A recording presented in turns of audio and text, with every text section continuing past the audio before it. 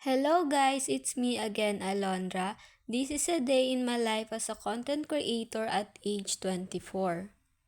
For today's video nga pala guys, magko-community service po kami. Pupuntahan po namin yung mga nanay na buntis. I-check up po namin. Tara, let's go! A few moments later. So ito na nga pala guys, nag-i-start na nga po pala kami maglakad. Nung nakarating na nga po pala kami ng bahay, agad naman po namin check up yung patient.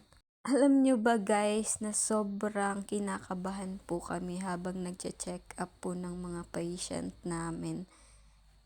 Pero sa una lang naman yun guys, syempre masasanay din po kami niyan.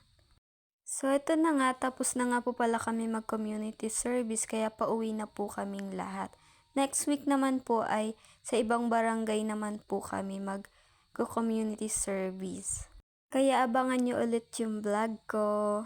May nakita po ako kaninang matanda habang naglalakad po ako pauwi dun sa palengke. Kaya pumunta po muna ako dito sa Zack and Bon para bumili ng gamit ni James kasi pinapabili po sa akin ng nanay niya.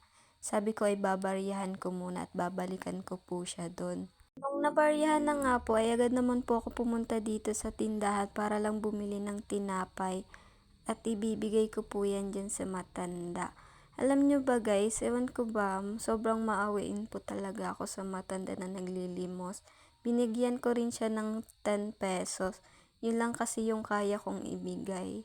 Pero kapag nanay po yung nakikita ko na naglilimos, yung malalakas pa yung katawan, hindi po talaga ako bumibigay kasi nga, naisip ko nga ay malakas pa yung katawan nila, kaya pa po nila magtrabaho. So hanggang dito lang nga pala yung vlog ko. Thank you for watching. Bye-bye!